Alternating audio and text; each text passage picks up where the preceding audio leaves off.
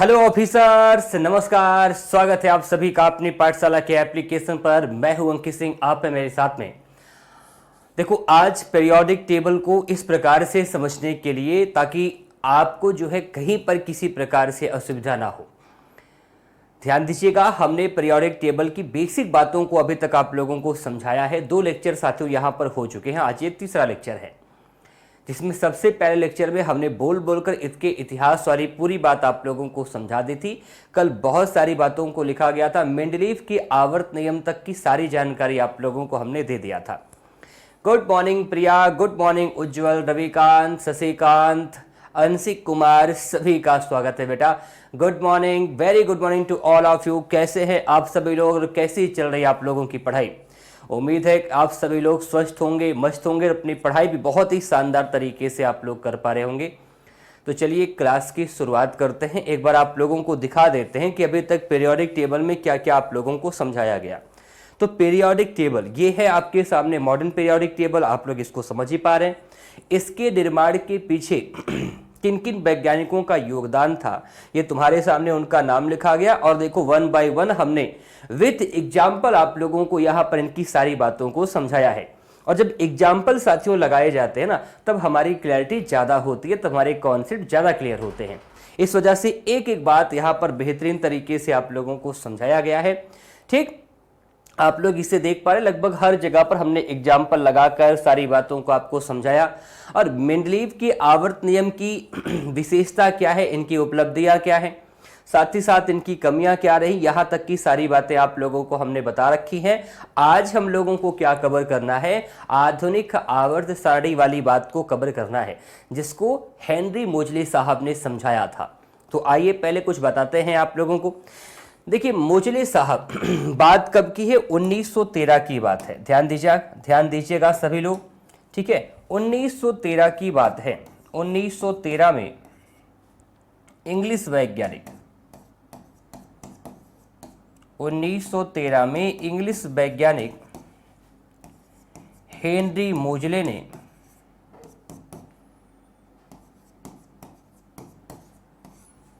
1913 में इंग्लिश वैज्ञानिक हेनरी मोजले ने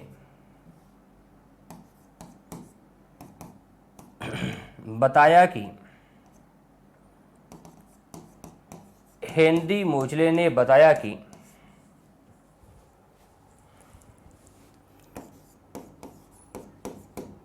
तत्वों के परमाणु भार की जगह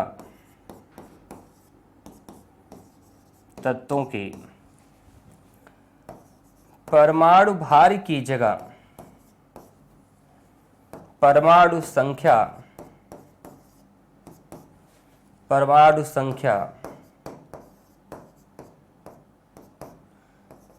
ज्यादा आधारभूत गुण होता है।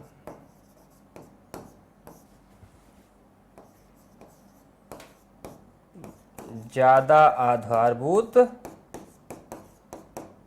गुण होता है। ध्यान दीजिएगा, क्या बताया इन्होंने, हेनरी मोजले साहब आते हैं, ये कहते हैं कि अगर परमाणु भार की जगह हम परमाणु संख्या, एटॉमिक वेट की जगह एटॉमिक नंबर को अगर हम मानक माने, तो हम इस आधार पर सटीक निष्कर्ष तक पहुंच सकते हैं। और ऐसा इन्होंने किया भी। Good morning Reshmi, good morning Aparajita, सभी का स्वागत है। Very good morning to all of you. तो इन्होंने जो समझाया उसके आधार पर इन्होंने किया क्या, आधुनिक आवर्त नियम दिया। आधुनिक आवर्त नियम के अनुसार बात क्या बताई गई, उन्होंने कहा तत्वों के गुणधर्म, ने समझाया कि तत्वों के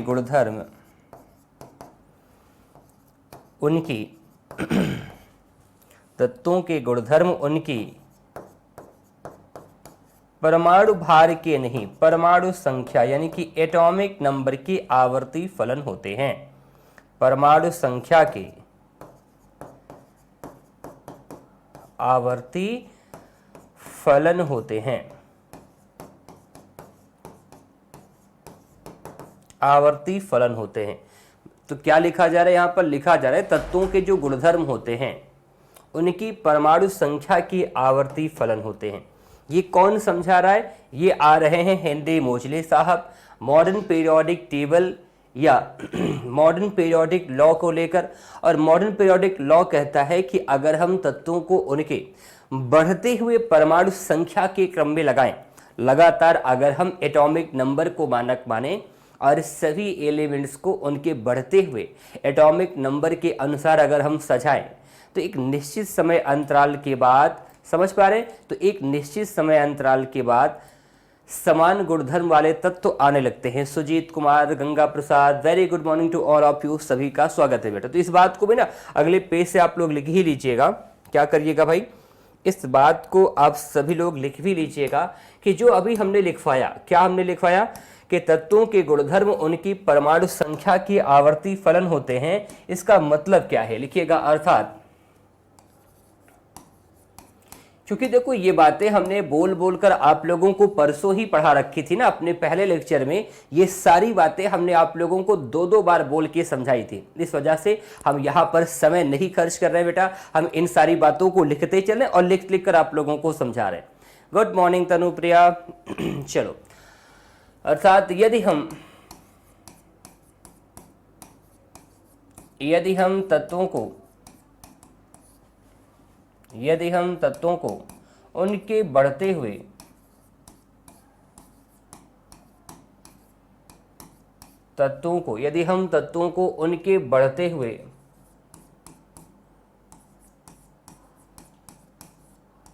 परमाणु संख्या के क्रम में लगाएं,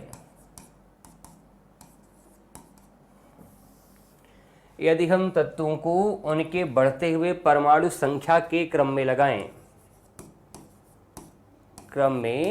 लगाएं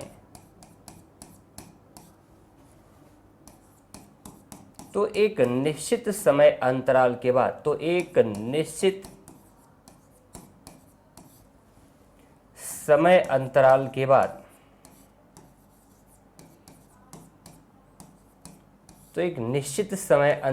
बाद, समान गुणधर्म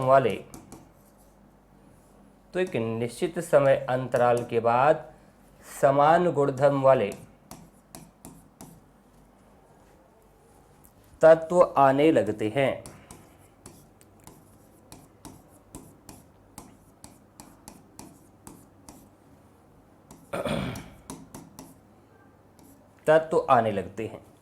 तो जो यहां पर तुम्हारे सामने लिखा गया ना, क्या लिखा गया कि तत्वों के गुणधर्म उनकी परमाणु संख्या के आवर्ती फलन होते हैं। समझ पा रहे सर, केमिस्ट्री की क्लास नहीं हो रही है, आबाद साड़ी बायोलॉजी में पढ़ना है। अच्छा, मतलब अलग नहीं किया गया है क्या केमिस्ट्री वाले सेगमेंट में? चलो परेशान मत हो, ये केमिस्ट्री की ही क्लास चल रही है बेटा। अगर अभी तक आप लोगों का सेगमेंट अलग नहीं किया गया होगा, अगर अभी इन क्लासेज को बायोलॉजी में ही जोड़ा जा रहा होगा, तो आज इसको हम क्या करेंगे, केमिस्ट्री में जुड़वा देंगे। ठीक, केमिस्ट्री वाले सेगमेंट में आज आपकी ये क्लास जुड़ जाएगी, आप निश्चिंत रहिएगा। ये बायोलॉजी का टॉपिक नहीं है, अरे जी ये केमिस्ट्री का टॉपिक है। केमिस्ट्री की जान कही जाती है आवर्त सारणी। और जानते हैं, जो नहीं पढ़ा होता है बेटा साइंस, उसको सबसे कठिन ये चैप्टर लगता है, लेकिन यही चैप्टर आपके लिए मैं सबसे आसान बनाने वाला हूँ। बस एक बार पढ़ लीजिए, जिस दिन मैं कह दूंगा पीरियोडिक टेबल समाप्त है, उस दिन आप देखिएगा कि आपको ये सबसे आसान लगेगा।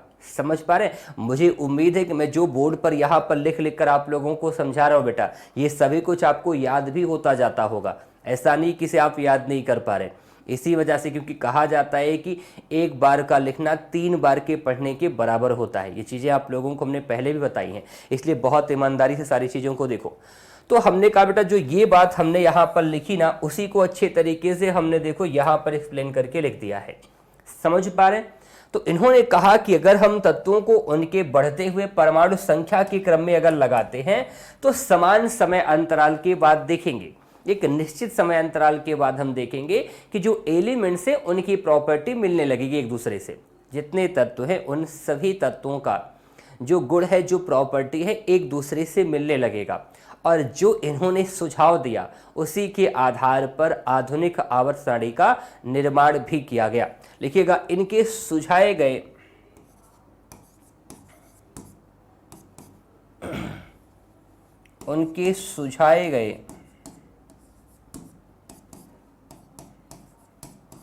बातों के आधार पर, या साफ साफ ऐसा लिखो, इस तरीके से लिखो,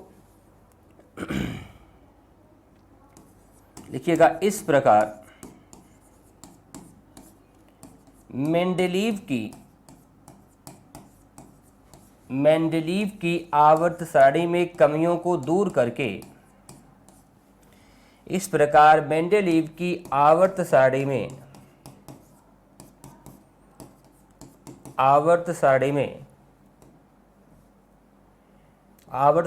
की कमियों को दूर करके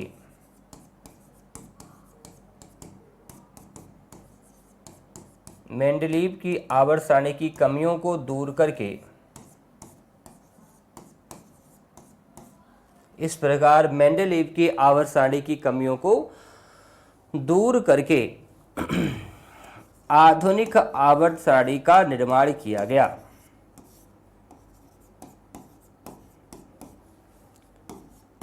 आधुनिक आवर्त सारणी का निर्माण किया गया।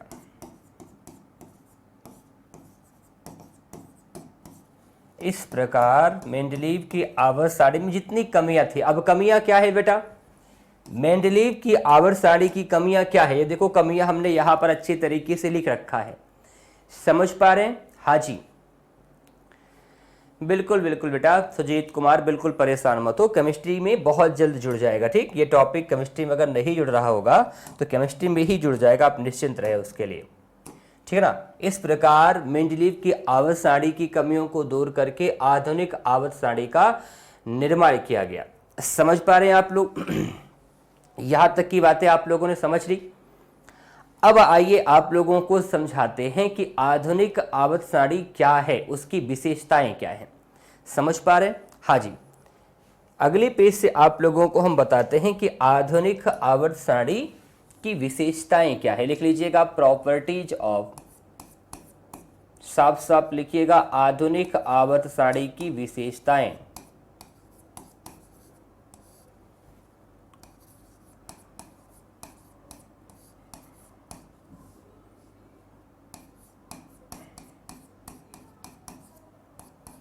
आधुनिक आवर्त सारणी की विशेषताएं। आधुनिक आवर्त सारणी की विशेषताएं।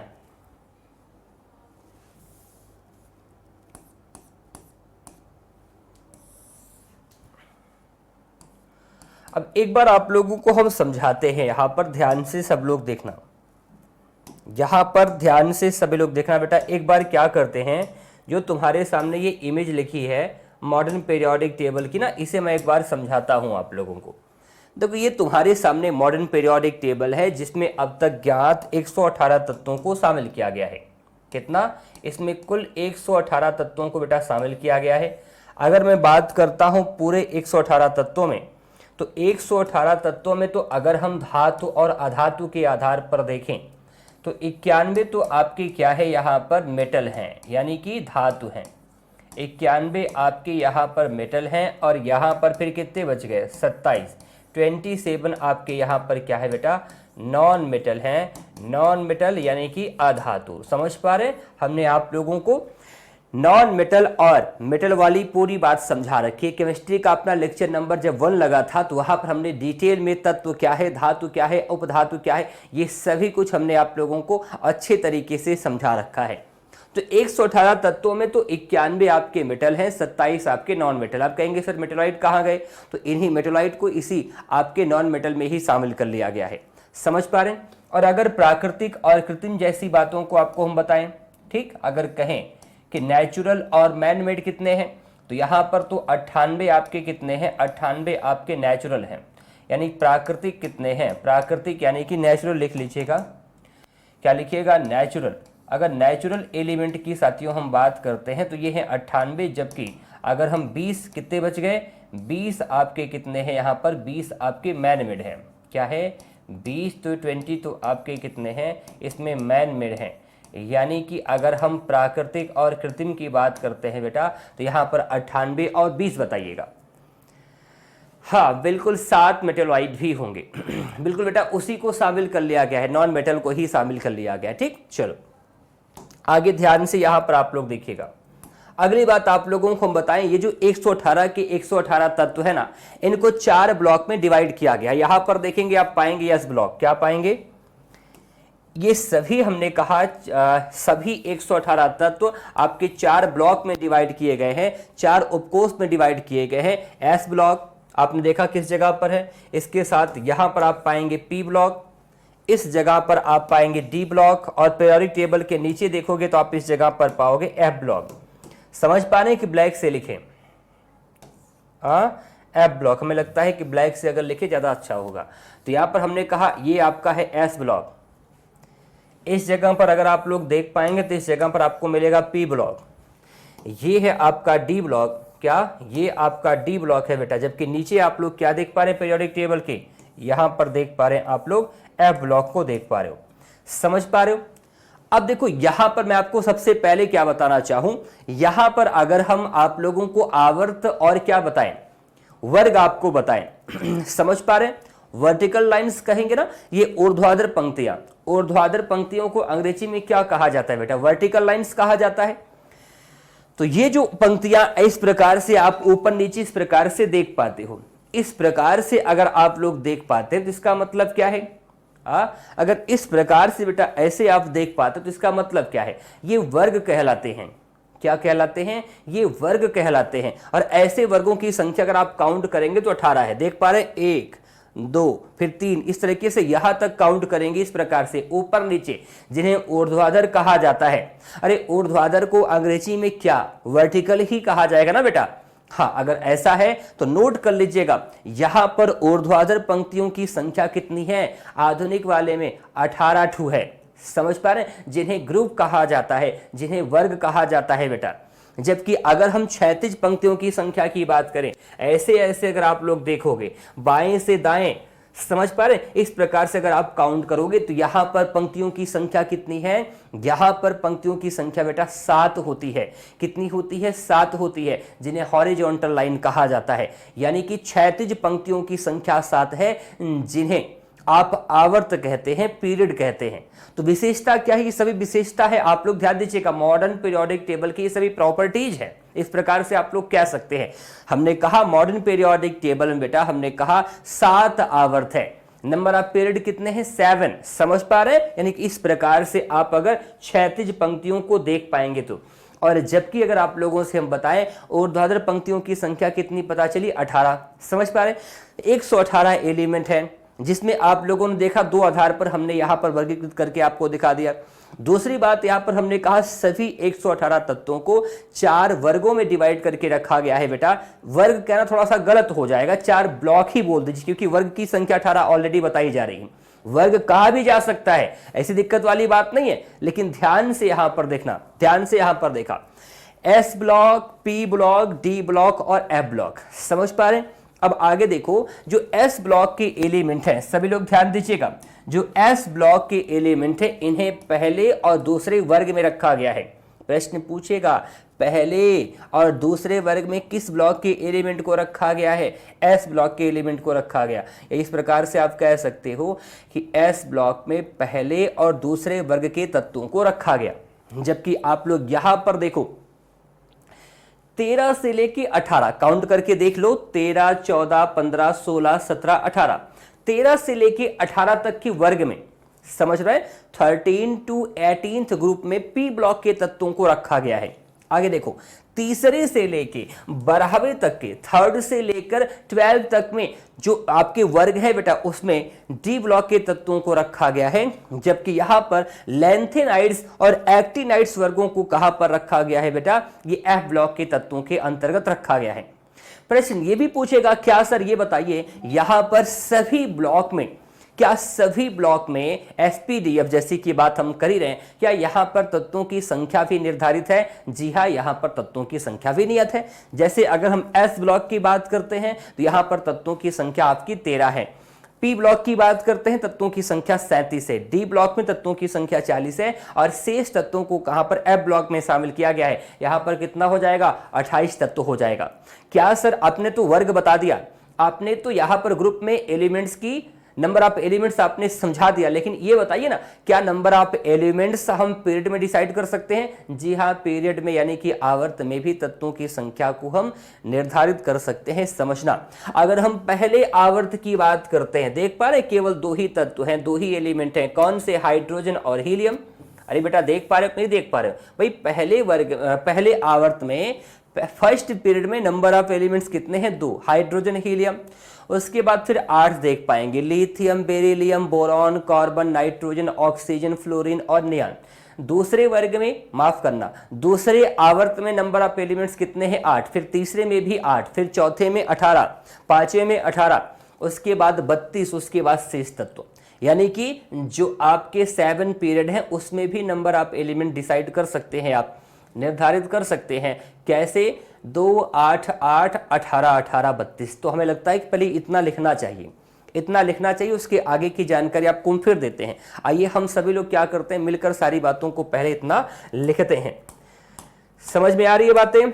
बिल्कुल मत घबराइएगा। जितनी बातें बेटा हमने अभी आप लोगों को समझाई ना, उसको चलो हम यहाँ पर लिखते भी हैं। क्या करते हैं हम? चलिए इसको यहाँ पर लिखते भी हैं। समझ पा रहे? हाँ जी, लिखिएगा। आधुनिक आवर्त सारणी में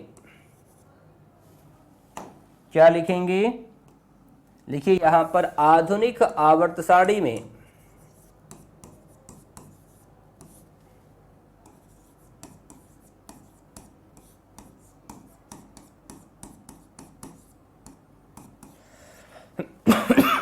आधुनिक आवर्त सारणी में क्षैतिज पंक्तियों की संख्या 7 है।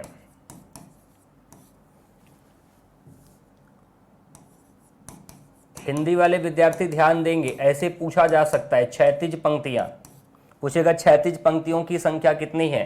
क्षैतिज पंक्तियां यानी हॉरिजॉन्टल लाइन ना।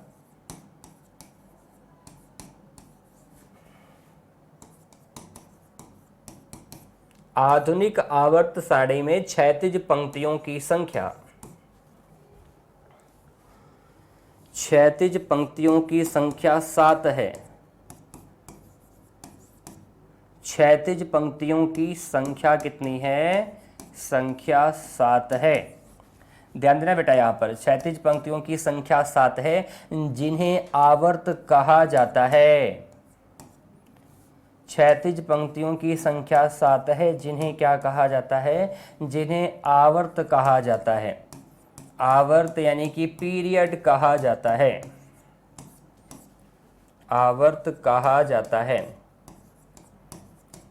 एक चीज हमें आप लोग बताइए, आप में से कितने विद्यार्थी ऐसे हैं जो हमारी क्लास में हमारे साथ नोट्स भी बनाते चलते हैं? एक बार हमें बताएं तो, क्योंकि हमें लगता है बेटा हमारी क्लास में आसानी से हमारे साथ आप सीख भी सकते हो और साथ ही साथ आप नोट्स भी बनाते चल सकते हो। ऐसे कितने बच्चे हैं, कितने विद्यार्थी हैं?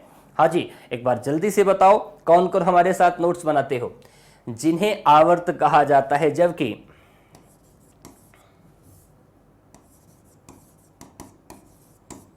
ऊर्ध्वाधर पंक्तियों की संख्या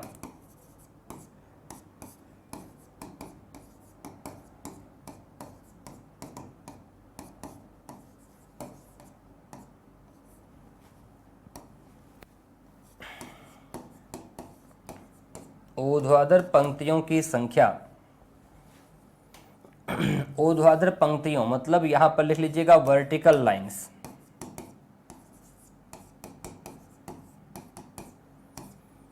ऊर्ध्वाधर वर्टिकल लाइंस, ऊर्ध्वाधर पंक्तियों की संख्या 18 है। 18 है, जिन्हें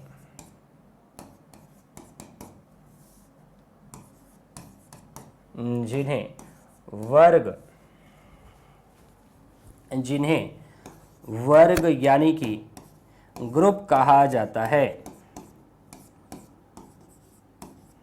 जिन्हें वर्ग कहा जाता है, जिन्हें ग्रुप कहा जाता है। हाँ, अच्छी बात है बेटा, सभी लोगों को, सुजीत, बिल्कुल, शशिकांत, उज्जवल, वेरी गुड बेटा, बहुत ही शानदार उज्जवल, प्रिया, अंशिक कुमार, तनुप्रिया, सभी लोग कह रहे हैं कि सर सभी लोग क्या करते हैं, साथ ही साथ आपके नोट्स बनाते हैं। बिल्कुल बनाना ही चाहिए। तत्वों की संख्या आप देख लेते हैं बेटा। यहाँ पर तो हमने पीरियड और क्या देख लिया, हमने यहाँ पर ग्रुप देख लिया। ठीक, पीरियड और ग्रुप, ये नंबर 1 कर लीजिए किस प्रकार से आप लोग। नंबर दूसरा आइए लिखते हैं यहाँ पर। नंबर दूसरा देखो, सभी कुछ यहाँ पर बेटा लिखना जरूरी है। ठीक, लिखिएगा।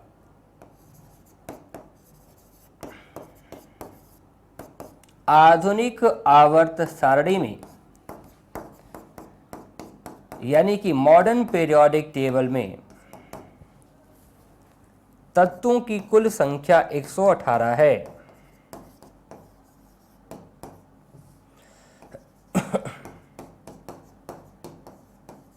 तत्वों की कुल संख्या कितनी है? 118 है। तत्वों की कुल संख्या 118 है, जिसमें से क्या लिखें, इस प्रकार से हम बता ही दें आप लोगों को। 118 एलिमेंट यहां पर हमें बताया जा रहा है। अब तक ज्ञात तत्वों की संख्या 118।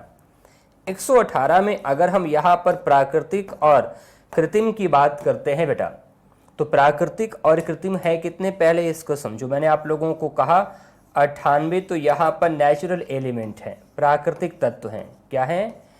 यहाँ पर नेचुरल एलिमेंट है। और कितने बच गए फिर? 20 आपके यहाँ पर मैन मेड हैं। सोचो कि 20 तत्व इंसानों ने खुद बनाए हैं। कितने? 20 तत्व इंसानों ने बेटा खुद बनाए हैं। इस बात का ध्यान रखिएगा। एक क्लासिफिकेशन इसका 118 एलिमेंट का और हो सकता है। कैसे हो सकता है? इन्हीं 118 तत्वों में अगर हम यहाँ पर मेटल और नॉन मेटल की बात करें, 118 में ही अगर हम यहाँ पर मेटल और नॉन मेटल की बेटा बात करते हैं, तो कैसे आप लोग बताओगे? यहाँ पर 97 तो क्या है? 97 क्या है? देखो 97 तो तुम्हारे यहाँ पर क्या है? मेटल है। मेटल का मतलब समझते हो कि नहीं समझते हो? यानी कि धातु है। और कितने बच गए? 97 नहीं, 91 होगा। 91 आपको बताया है मैंने। 91 बेटा आपके क्या है? मेटल हैं। 91 आपके मेटल हैं। और कितने बच गए? 27 आपके क्या हैं? नॉन मेटल हैं।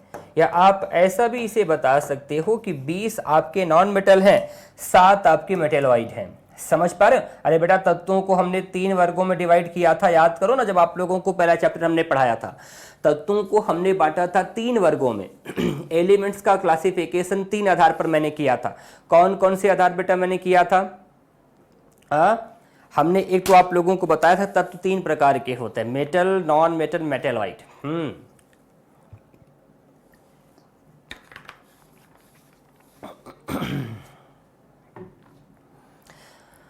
अरे रघुआ लोगन का समझ में आवत बा? नहीं समझ में आ रहा है। सुजीत कुमार कह रहे हैं गुरुजी हम तो ना बनावत बानी। हम तो नोट्स बनावत बानी, बाकी के मालूम नहीं थे। अच्छा, बहुत सही। आगे ले चलें आप लोगों को। ये तो बेसिक सी बात है बेटा, समझ में आना चाहिए। एलिमेंट्स को जब आप क्लासिफाइड करोगे, 3 आधार पर आप लोग क्लासिफाइड करोगे। कौन कौन से? मेटल, नॉन मेटल और मेटेलॉइड। समझ पा रहे हैं आप लोग? हाँ जी, मेटल, नॉन मेटल और मेटेलॉइड। तो यहां पर तो केवल 2 ही आधार हमने दिया है बेटा। तो 91 तो मेटल है आपके। मेटल आपके 91 हैं। और नॉन मेटल यहां पर 27 बताने का मतलब यहां पर हमने मेटेलॉइड को भी शामिल कर लिया है, जिसकी संख्या 7 है। तो 91, 20 और 7 भी बता सकते हो आप अगर उस प्रकार से डिवाइड करोगे तो। अच्छा, तुम्हारे मेटल और नॉन मेटल है कहां पर? एक बार तो देखो आप लोग सभी लोग। तो रुको, पुरानी बातों को हम एक बार डिलीट करते हैं यहां पर, ताकि आपको अच्छे से बातों को समझाना हमारे लिए आसान हो।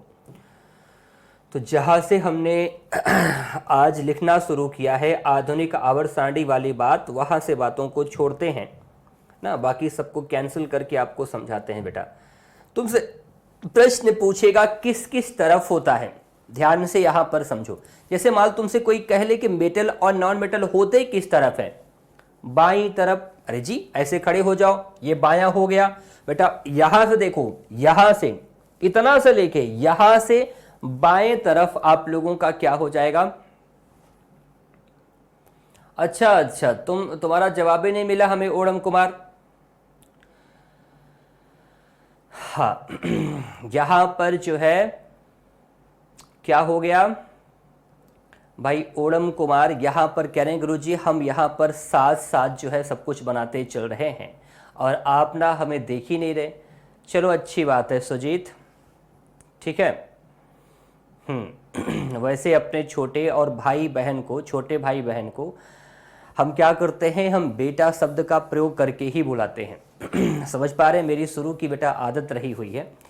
फिर भी देखो, अगर आप लोगों को, मुझे लगता है कि बुरा नहीं लगना चाहिए, फिर भी अगर आप लोगों को लगता है कि नहीं गुरुजी बेटा शब्द का प्रयोग मत करिए आप हमारे लिए, तो हमें कोई दिक्कत वाली बात नहीं है ना। लेकिन वैसे जब एक गुरु शिष्य का संबंध होता है बेटा, तो हमें लगता है कि वहाँ पर गुरु शिष्य से भी बढ़कर एक संबंध जो हमने आप लोगों से बनाया है, वो एक छोटे भाई का, एक छोटी बहन का अपने बड़े भाई के साथ संबंध, यानी कि हम यहाँ पर आपके बड़े भाई के रूप में हैं।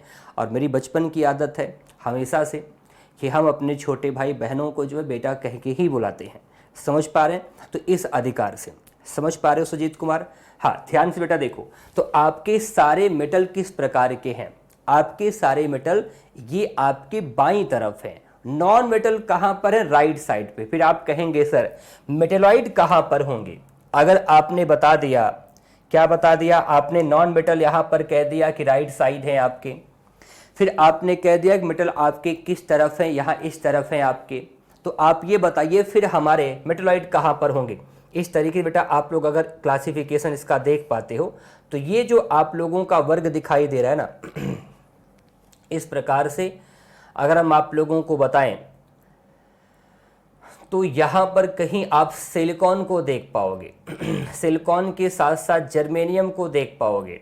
समझ पा रहे हैं? ऐसे तत्व, यानी कि एक प्रकार से कह सकते हो तत्व जो होते हैं 3 प्रकार के बेटा, उसमें से धातु को देख पाओगे तो बाई तरफ।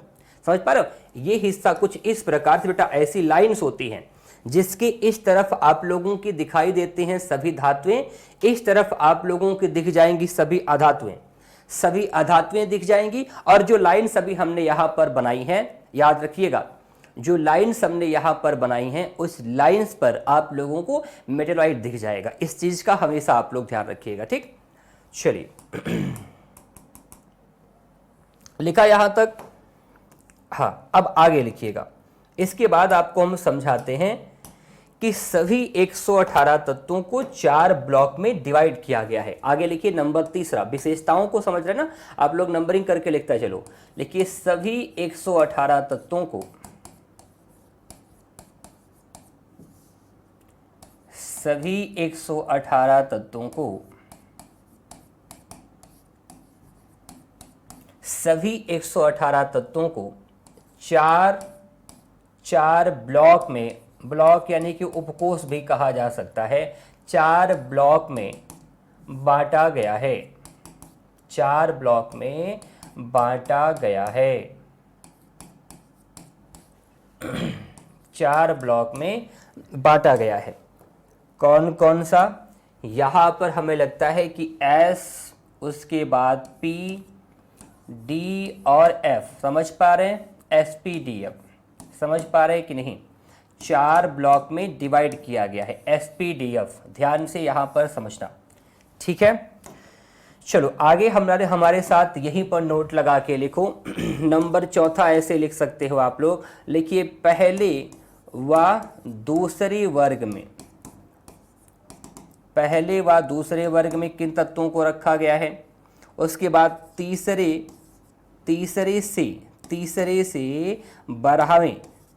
से 12वें वर्ग में, ध्यान देना, या इस तरीके से लिखो, तीसरा पहले बाद में बताते हैं आप लोगों को, 13वां लिख लो क्योंकि SPDF से चलेगा।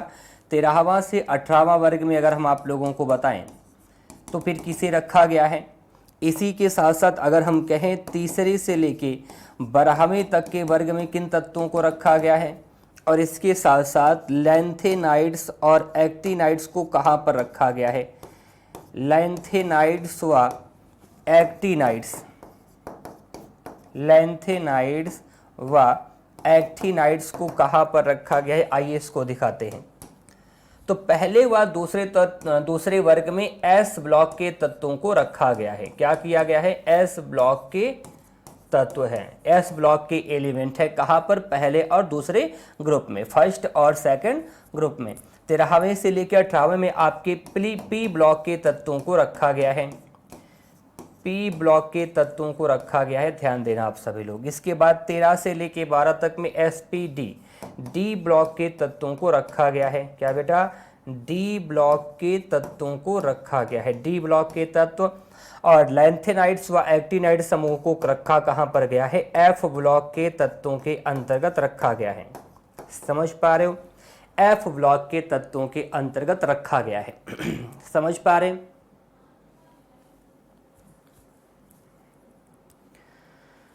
हाँ, ध्यान से यहां पर समझना। सुजीत कुमार, बाबू का मतलब क्या होता है बेटा? बाबू का मतलब बेटा ही होता है। समझ पा रहे हो ना? बाबू का मतलब क्या होता है? बाबू का मतलब बेटा ही होता है, इस चीज का ध्यान रखो ना। चलो यहां पर ध्यान से बेटा समझना, सारी बातों को आप लोगों को यहां पर समझना। देखो ये मेरी आदत में शुमार हो चुका है, बार बार जो है क्या है ना कि जितने दिन से पढ़ाते पढ़ाते क्या हुआ है कि ये जो एक होता नहीं है, जैसे आप लोगों में देखा होगा बहुत सारे ऐसे टीचर्स होंगे जो आपको बाबू कह के बुलाते होंगे, तो कुछ चीज़ें ऐसी होती हैं जो हैबिट में आ जाती है। समझ पा रहे हैं? मुझे ऐसा लगता है कि जो एक रिलेशन आदमी बनाता है अपने छात्रों के साथ, कि हम यहाँ पर सिर्फ आपके टीचर के रूप में नहीं हैं, हम आपके एक बड़े भाई के रूप में हैं, आपका सारी समस्या हमारी है, तो उस रिलेशन की वजह से यहाँ पर हम अगर कुछ शब्दों का प्रयोग करते हुए आप लोगों को देखें तो इससे कतई आप लोग हताहत मत होइएगा, इससे कतई आप लोगों को खराब लगने की आवश्यकता नहीं है। समझ पा रहे हैं? हाँ, इस चीज़ का थोड़ा सा ध्यान रखने का प्रयास कीजिएगा। हाँ बिल्कुल, आप ये कह सकते हैं कि हमारा एक तकिया कलाम हो चुका है। समझ पा रहे ना? हाँ, जब बहुत गहरा संबंध हो जाता है एक दूसरे से, तो जैसे दोस्त से अगर आपका गहरा संबंध हो जाता है, दोस्त से अगर आपका गहरा संबंध हो जाता है तो आप उससे भाई कह के बुलाते हो, होता है कि नहीं होता है? टीचर और बच्चों का संबंध हो जाता है तो उसी प्रकार जब बहुत गहरा संबंध हो जाता है तो फिर वो टीचर आपको बेटा कह के बुलाएगा, यानी आपकी सारी समस्याओं को अपने तक लेते हुए हर एक चीज़ आप लोगों को यहाँ पर समझाने का प्रयास किया जाता है। तो इसको लेके बहुत ज़्यादा परेशान होने की आपको आवश्यकता नहीं है सुजीत कुमार भाई। सुजीत कुमार का यहाँ पर कहना है कि गुरुजी बेटा कह के ना बुलाइए। अच्छा चलो ठीक है, हम प्रयास करते हैं यार, ठीक, हम प्रयास करते हैं कि अपने तकिया कलाम को हम थोड़ा सा कम प्रयोग करें। हाँ चलो ठीक है, आगे ले चले आप लोगों को। तो यहाँ पर आप लोग सारी बातों को समझ पा रहे हैं कि नहीं? हाँ समझ पा रहे हैं ना? तो यहाँ पर आप लोगों ने देख लिया। अच्छा, अब तत्वों की संख्या भी निर्धारित की गई है। क्या कीजिएगा? तत्वों की संख्या भी निर्धारित की गई है। अगर हम एलिमेंट्स की संख्या अगर आप लोगों को बताएं, ऐसे समझाएं, वर्गों में तत्वों की संख्या या ब्लॉक में तत्वों की संख्या, ब्लॉक में तत्वों की संख्या, ब्लॉक में तत्वों की संख्या, ब्लॉक में तत्वों की संख्या, number of elements in block. अगर एस ब्लॉक में अगर आप लोग देखो एस ब्लॉक में एलिमेंट्स की संख्या कितनी होती है? एस ब्लॉक में एलिमेंट्स की संख्या कितनी होती है? तो आप बताओगे यहाँ पर 13। समझ पा रहे हैं? एस ब्लॉक में।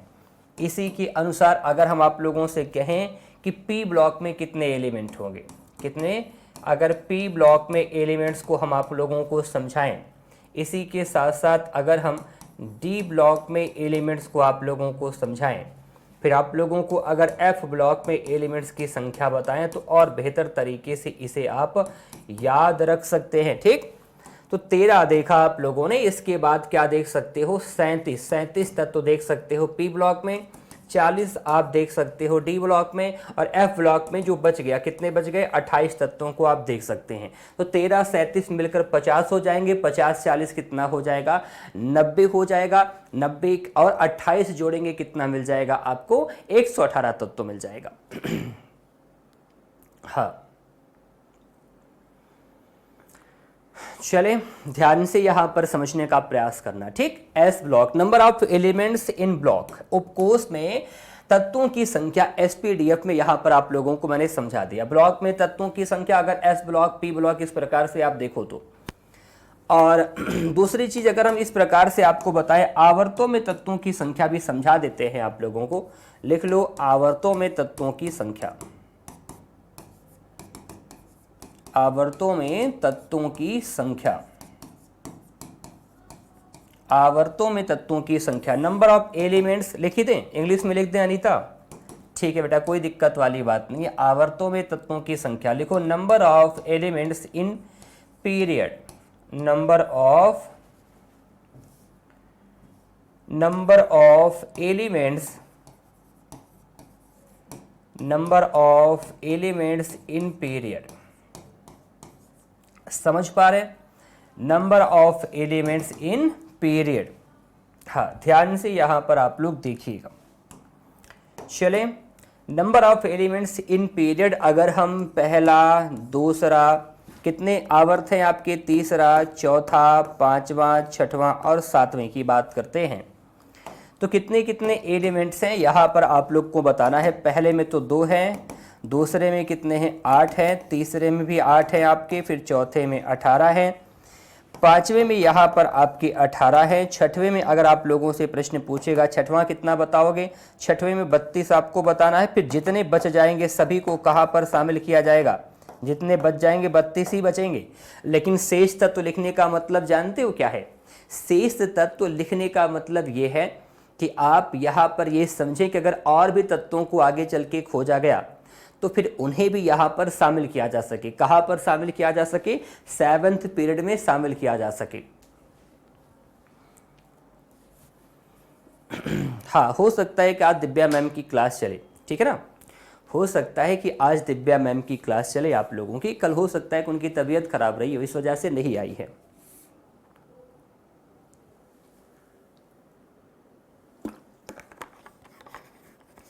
हाँ,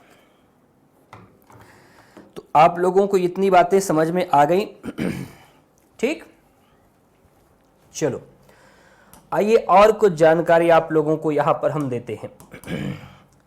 एक तरफ लिखिएगा ना, उपकोष यानी कि ब्लॉक शामिल कर लीजिए। अब आप लोगों को समझा दें यहाँ पर किस प्रकार से चीज़ों को लिखा जाता है। उपकोष यानी समझाएं कि ब्लॉक कितने होते हैं। ब्लॉक यानी कि उपकोष, उपकोष वही आपके होंगे 4।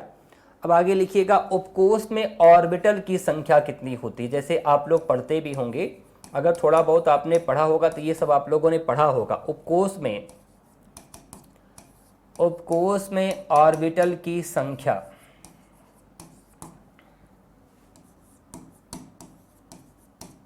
उपकोष में ऑर्बिटल की संख्या, कितने ऑर्बिटल होते हैं आपके उपकोष में। आगे लिखिएगा, उपकोष में अधिकतम इलेक्ट्रॉन, अधिकतम इलेक्ट्रॉन, अधिकतम मैक्सिमम नंबर ऑफ इलेक्ट्रॉन्स कितने हो सकते हैं, मैक्सिमम इलेक्ट्रॉन्स, और इनका प्रदर्शन कैसे किया जाता है, क्या किया जाता है, इनका प्रदर्शन कैसे किया जाता है, इसे थोड़ा सा आप लोग समझिए। उपकोष तो आपके वही 4 प्रकार के होंगे, ब्लॉक आपके वही 4 प्रकार के होंगे। कौन से? जैसे मैं बात करता हूं एस ब्लॉक, ठीक है, फिर लिखेंगे आप लोग पी ब्लॉक, समझना। इसके बाद क्या लिखोगे आप सभी लोग, यहाँ पर डी ब्लॉक लिखोगे, फिर क्या लिखोगे आप लोग, यहाँ पर एफ ब्लॉक लिखोगे। समझ पा रहे हैं? अब उस उपकोष में ऑर्बिटल कितने होते हैं, तो यहाँ पर 1, 3, 5 और 7 आप लोग जानते भी होंगे ना।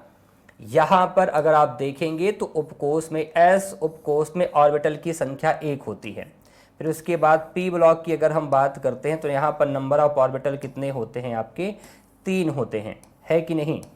चलो डी ब्लॉक की साथियों बात करते हैं तो नंबर ऑफ ऑर्बिटल यहाँ पर कितने होते हैं आपके, 5 होते हैं। कितने number of orbital D block में कितने होते हैं आपके, यहाँ पर 5 होते हैं, 1, 2, 3, 4 और ये रहा 5। एफ ब्लॉक में आपके नंबर ऑफ ऑर्बिटल कितने होंगे, आप कहेंगे गुरुजी 7 होंगे। यहाँ पर कितने होंगे, 1, 2, 3, 4, 5, 6 और फिर इधर ही बनाना पड़ेगा थोड़ा सा छोटा करके, ना, बराबर दिखना चाहिए, 7 होते हैं। समझ पा रहे हैं? अगर आप लोग नहीं गिन पा रहे हैं भाई तो यहाँ पर हम लिख भी दे रहे हैं कि 1 हो गया, 2 हो गया माफ़ करना, 1 हो गया, 3 हो गया, यहाँ पर 5 आप लोगों ने देखा, यहाँ पर 7 देखा। अब अधिकतम इलेक्ट्रॉन अगर आप लोगों ने समझ लिया होगा तो आप लोग लिख भी चुके होंगे। यहाँ पर अधिकतम इलेक्ट्रॉन एस ब्लॉक में कितने रह सकते हैं? 2 रह सकते हैं। पी ब्लॉक में कितने रह सकते हैं? 6 रह सकते हैं। डी ब्लॉक में कितने रह सकते हैं? 10 रह सकते हैं। एफ ब्लॉक में कितने रह सकते हैं? 14 रह सकते हैं। ठीक है ना? हाँ जी। प्रदर्शन कैसे किया जाता है बेटा? इसको H2 कहा जा सकता है, इसको P6 कहा जा सकता है, इसको D10 कहा जा सकता है, इसको F14 कहा जा सकता है। इसी प्रकार से ना इलेक्ट्रॉन भरते भी हैं। अगर आप लोग इसे समझ पाते, इजी वे में इसे आप लोगों ने समझा होगा। ठीक है। प्रदर्शन का मतलब बेटा उसे डिनोट कैसे करते हैं, कुल मिला के ना उसको कैसे दर्शाते हैं, उसको डिनोट कैसे करते हैं, यहाँ पर ये आप लोगों को समझाया गया। इसको डिनोट कैसे करते हैं, जैसे नंबर ऑफ इलेक्ट्रॉन्स हैं कितने ना, उसको डिनोट किस प्रकार से करते हैं ये आप लोगों को समझाया गया। H2, P6, D10, F14 आप लोग जानते होंगे। यहाँ पर नंबर ऑफ इलेक्ट्रॉन्स कितने हैं? अगर एक उपकोष है 2 रह सकते हैं। अरे आपने इस प्रकार से बेटा प्रदर्शन देखा होगा, समझ पा रहे हैं? ये कुछ देखो एक्स्ट्रा में ही जानकारी आप लोगों को यहाँ पर दी जा रही है। अगर इसे आप लोग नहीं समझ पाते हो तो आपने क्या अफबाउ का नियम सुना है कि नहीं? अफबाउ का नियम, बोरबरी का नियम, इन सभी नियमों को अगर आप लोगों ने सुना होगा तो समझा होगा कि अफबाउ का नियम क्या होता है। अफबाउ के नियम के अनुसार कैसे कैसे इलेक्ट्रॉन आपके किस प्रकार से किन किन कोषों में प्रवेश करते हैं और कैसे भरते हैं, ये आप लोगों को जानकारी है कि नहीं? अगर नई जानकारी है तो कहिए अफबाउ का नियम भी थोड़ा सा आप लोगों को हम समझाने का प्रयास करते हैं ना। अफबाउ के देखो, ये जो आप लोगों के सामने तत्व लिखे जाते हैं बेटा, जैसे 118 एलिमेंट है, उनका इलेक्ट्रॉनिक विन्यास आप देखते होंगे। सभी का इलेक्ट्रॉनिक विन्यास, किसी का इलेक्ट्रॉनिक विन्यास आप देखो, बहुत सारे ऐसे नियम होते हैं। बोरबरी का इलेक्ट्रॉनिक विन्यास का नियम, अफबाउ का नियम आप लोगों ने सुना होगा, नहीं सुना है तो उसे आप लोग समझना। जैसे मान लो अगर हम आप लोगों से कहें कि क्लोरीन का एटॉमिक नंबर कितना होता है? 17। क्लोरीन का एटॉमिक नंबर कितना होता है? 17 होता है, 17 होता है बेटा। तो क्लोरीन का इलेक्ट्रॉनिक विन्यास आप एक काम करो, किसके आधार पर करके बताओ हमें? बोरबरी के नियम के अनुसार। तो बोरबरी के नियम के अनुसार क्लोरीन का इलेक्ट्रॉनिक विन्यास होगा, क्या होगा? 2, 8 और 7 आप बताइएगा। क्या बताइएगा? 2, 8 और 7 बताइएगा। समझ पा रहे हैं? हाँ जी। और जबकि अफबाउ के नियम के अनुसार दूसरी चीजें यहां पर आप लोगों को बताई जाएंगी। ठीक है। हाँ, चले फिर चीजों को आप लोगों को दिखाएं। अगर अफबाउ का नियम भी आप लोग थोड़ा सा समझें यहां पर। ठीक है, अफबाउ का नियम आप लोगों को बता देते हैं। आप अफबाउज लॉ,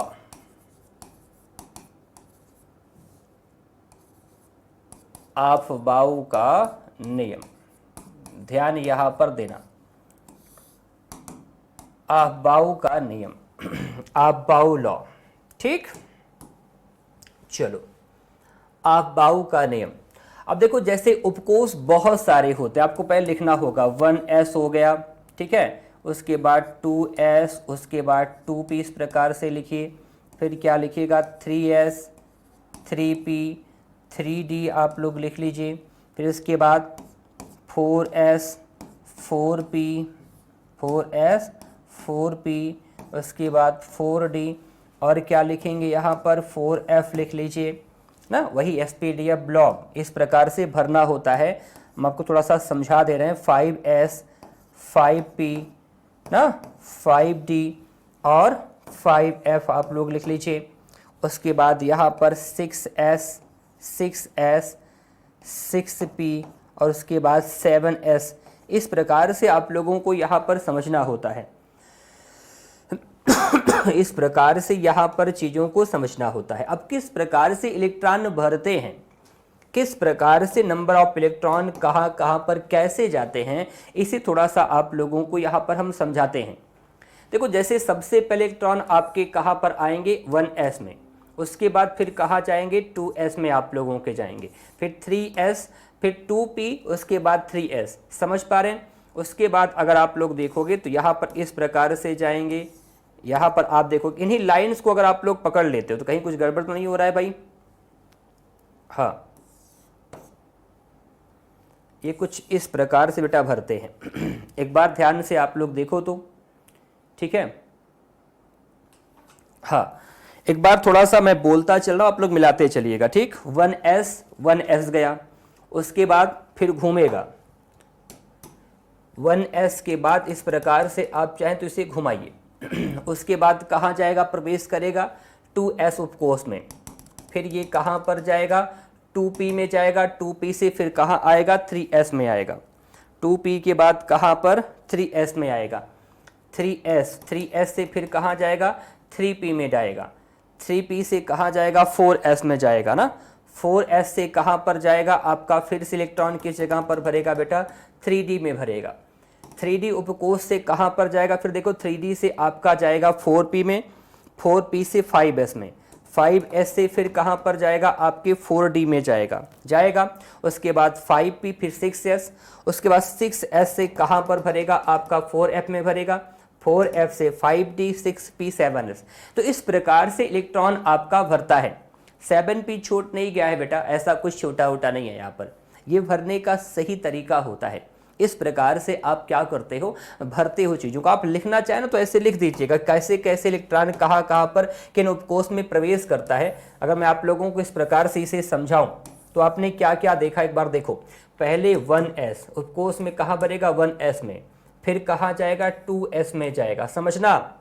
फिर उसके बाद 2s के बाद कहाँ पर 2p में जाएगा, 2p में उसके बाद 3s में आप लोगों का जाएगा, 3s से फिर कहाँ पर जाएगा 3p में आप लोगों का जाएगा, 3p समझ पा रहे हैं। फिर उसके बाद कहाँ पर 4s में आप लोगों का जाएगा, 4s के बाद फिर 3d, 4s के बाद 3d, उसके बाद क्या बताओगे 4p आप लोग बताओगे, उसके बाद फिर क्या बताएंगे 5s आप लोग बताएंगे, 5s के साथ साथ यहाँ पर 4d बताओगे, फिर 5p बताओगे, फिर क्या फिर आप लोग 6s बताओगे, 6s के बाद आप लोग देखेंगे फिर 4f आएगा आपका, 4f, फिर यहाँ पर आप क्या देख पाओगे 5d देख पाओगे, फिर 6p देख पाओगे, 6p के बाद कहाँ पर जा रहा है 7s में आप लोगों का जा रहा है, फिर से इस प्रकार से घूमेगा आप लोगों का, फिर किस में 5f 6d में जाएगा।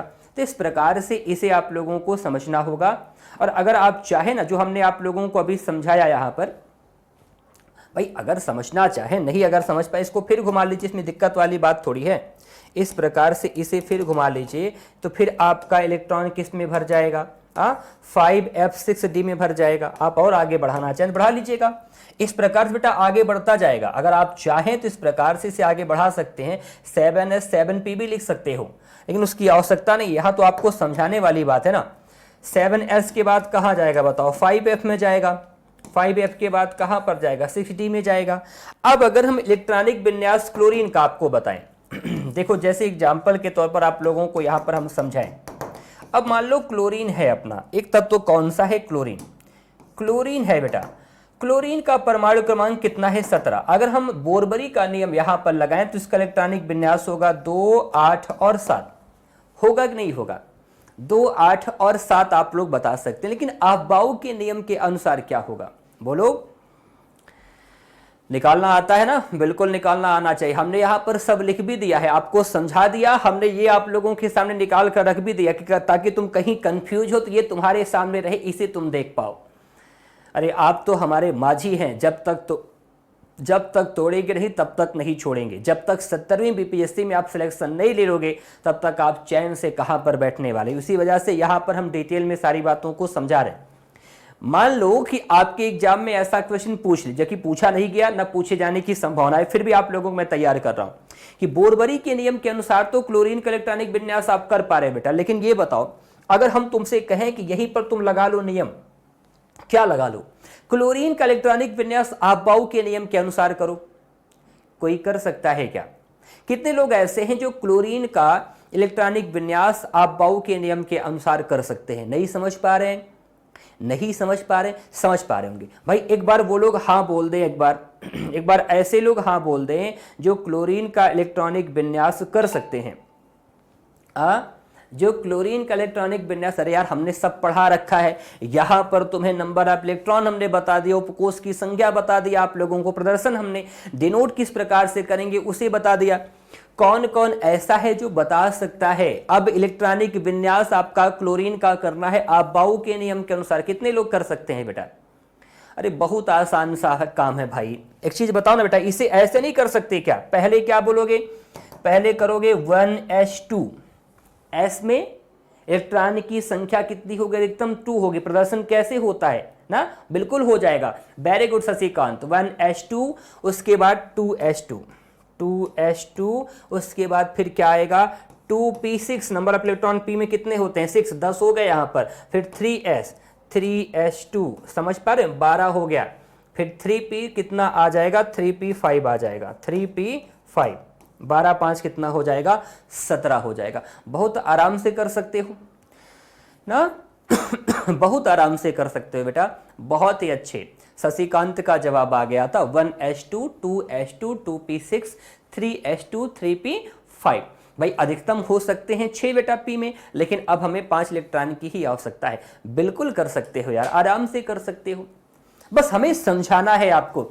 अरे हमें तो आप लोगों को अच्छे तरीके से समझाना है, बस हमें अच्छे तरीके से आपको हिंट कर देना है। मुझे पूरा भरोसा है आप सभी लोगों के ऊपर कि आपको कहीं किसी प्रकार से कोई असुविधा नहीं आएगी। हाँ जी, यहाँ तक आप लोगों ने यहाँ पर सारी बातों को समझ लिया। मैं देख पा रहा हूँ कि यहाँ पर प्रिया का जवाब आ गया। नहीं प्रिया बेटा गलत है, 2s8 नहीं होगा। प्रिया एक बार फिर से देखना बेटा, 2s8 नहीं होगा ना। हाँ, जो हमने लिखा ना आप बाऊ के नियम के अनुसार 1s2, 2s2, 2p6, 3s2, 3p5, ये हमने इसीलिए आप लोगों को बताया है। अच्छा देखो, 1 से लेके 30 तक जितने एलिमेंट है, सुनना एक बार क्या करना, आप लोगों का होमवर्क जानते हो क्या है? आज आपका होमवर्क ये है, ये जो आपका पीरियोडिक टेबल दिखाई दे रहा है ना, इसमें 1 से लेके 30 तक के एलिमेंट्स को उनके नाम के अनुसार याद करना, क्योंकि सबको सजाया गया है एटॉमिक नंबर के आधार पर। तो 1 से लेके 30 तक के एलिमेंट को सभी लोग याद करें। जैसे मैं पूछूं परमाणु क्रमांक 21 पर कौन है, तो आप लोग तपाक से बताएं। परमाणु क्रमांक 22 पर कौन सा एलिमेंट है, किसका परमाणु क्रमांक 25 होता है? अगर ऐसा पूछें तो आप लोग इन चीजों को जरूर बताइएगा। समझ पा रहे हैं? चलिए कल मुलाकात करते हैं आप लोगों से। इतनी आप लोगों ने बातों को यहां पर सीखा है, समझा है, इसे रिवाइज करना। कल और डिटेल में चीजों को आप लोगों को हम समझाएंगे, कुछ विशेषताओं को आप लोगों को हम बताएंगे। तब तक अपना ख्याल रखेंगे, कल मुलाकात करेंगे उसी टाइम पर। Thank you to all of you, have a nice day. अपना और अपना ख्याल रखिएगा, रिवाइज करिएगा बेटा। तुम्हें सिलेक्ट होने से दुनिया की कोई ताकत रोक नहीं सकती अगर आप मेहनत करते हो तो। Thank you to all of you.